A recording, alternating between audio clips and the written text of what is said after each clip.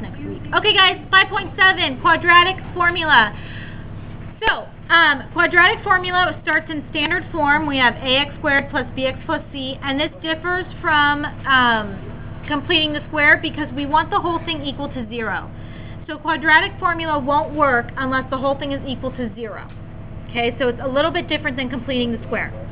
Now, quadratic formula you must have memorized. I'm not going to give it to you. I'm not going to post it for you. I'm not going to tell you what it is. So if you come up to me on the test and say, I don't know the quadratic formula, I'm going to say, think really, really hard. Okay? Because I cannot give it to you. You should have this memorized because you did do it in Algebra 1. So we have x equals negative b, or the opposite of b, plus or minus square root b squared minus 4 times a times c all over 2a. Okay. Why do I have to sing a song? Okay. So here's the song. In case you didn't know, you can do it to Jingle Bells. I do Pop Goes the Weasel, or I guess you can do Row, Row, Row Your Boat. I do Pop Goes the Weasel. So here's it. One time only. X equals minus b plus or minus radical b squared minus 4ac all divided by 2a. Thank you. Okay. All right.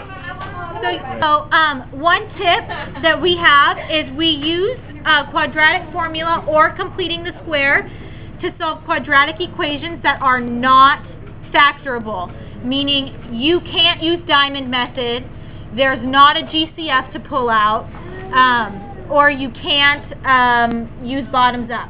So those were our three main it's not a difference of two squares. So of all of our factoring methods, you can't use any of them. It is not factorable. So then you would use either completing the square or quadratic formula. Completing the square quadratic formula will give you the same answer because quadratic formula comes from completing the square.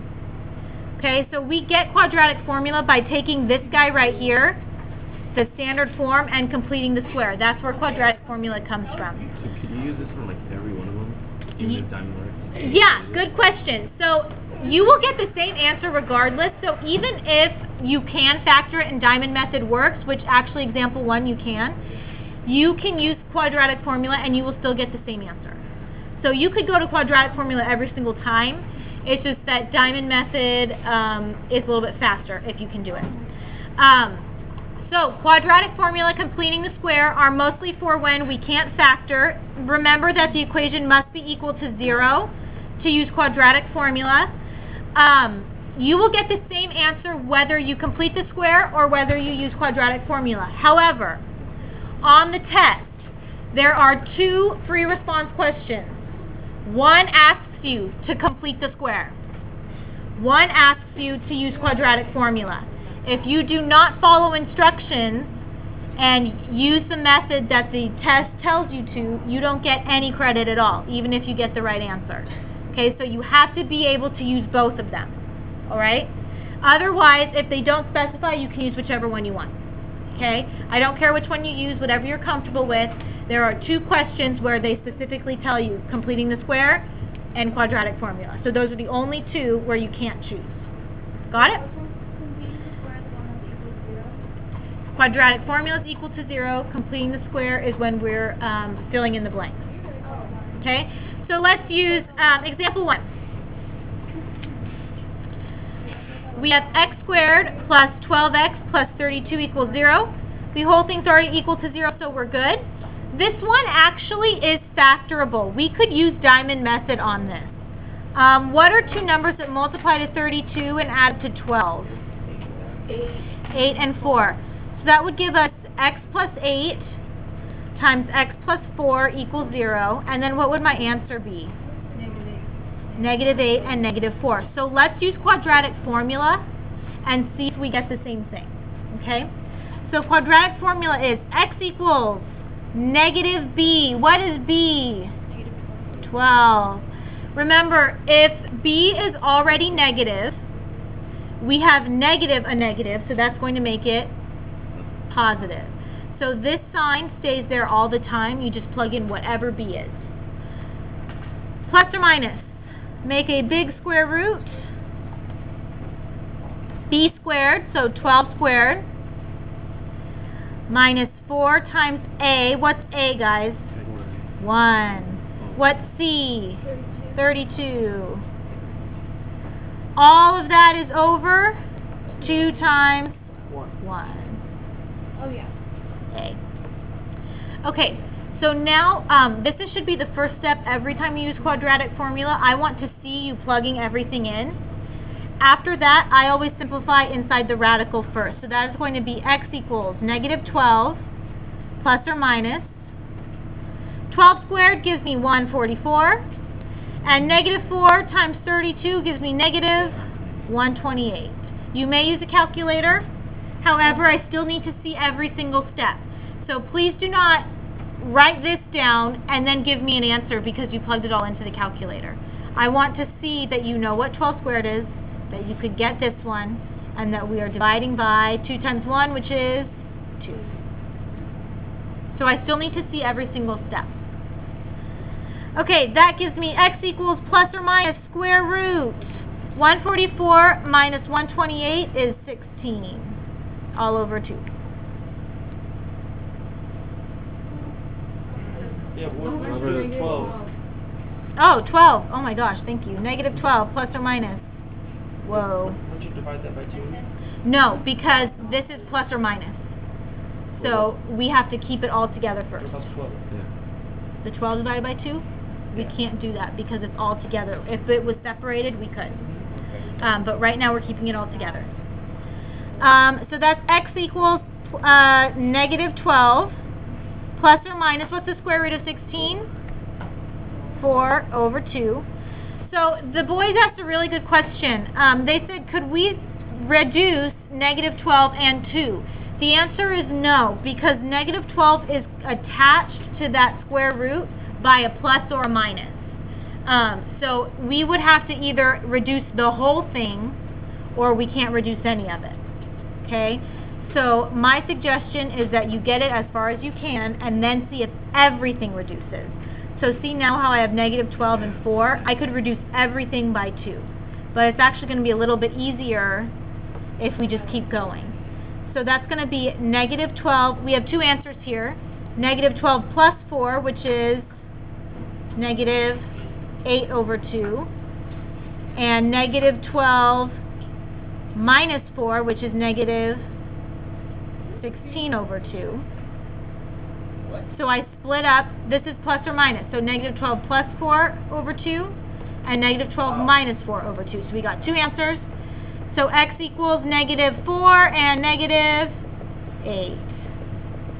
So we got the same answers as if we did diamond method. So you will get the same answer every time. You have to show both of them. Okay? Of course you don't have to show both of them. You don't? Pick a method. Okay, example 2. We have 7x minus 5x squared, that's a 5x squared, minus 4 equals 2x plus 3. We want the whole thing equal to 0, so what do I have to do? Subtract 2x and subtract 3. So that's going to give me 5x minus 5x squared minus 7 equals 0. Now, is everything in the order that we wanted? No. So let's change the order to negative 5x squared plus 5x minus 7 equals 0. Okay, so all I did was reorder it so the x squared was in front. But that sign has to travel with it. What the heck? Okay? Alright. I'm lost. Okay, so now let's do quadratic formula because the only other method we could use here is bottoms up, and I'll tell you right now, bottoms up won't work. Okay? So we have x equals negative b. What's b? 5. Plus or minus square root. Make it nice and long. B squared. So 5 squared minus 4a. What's a? Negative 5. Good. What's c? Negative 7. All over 2a. So all over 2 times negative 5.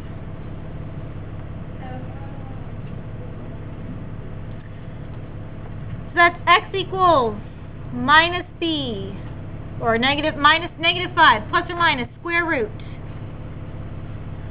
5 squared gives me 25.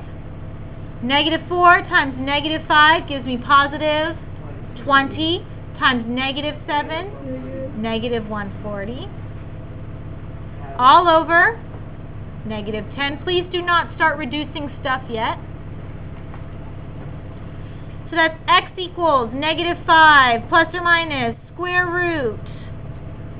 25 minus 140 gives me negative 115. Now before, all over negative 10.